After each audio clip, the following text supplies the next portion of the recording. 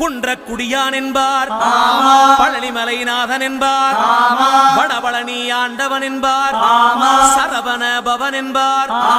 நிமலன் சுவாமி என்பார், தண்டாயுதபாணி என்பார், கலியுகவரதன் என்பார், வெற்றி வடிவேலன் என்பார், வீரவடி வேலன் என்பார், மரகத வண்ணன் என்பார், ஞானப்பலம் கேட்டவனா, நம்பினோரை நாடுபவனா, காவடி பிரியனாம், ராஜ அலங்காரம் கொண்டவனா, ஆண்டியாய் நின்றானா, ஆனால் செல்வத்தை எல்லாம் கொடுப்பானா, அப்படிப்பட்ட முருகனவன் ரொம்ப ரொம்ப சின்னவனா சுவாமி. சின்ன சின்ன முருகைய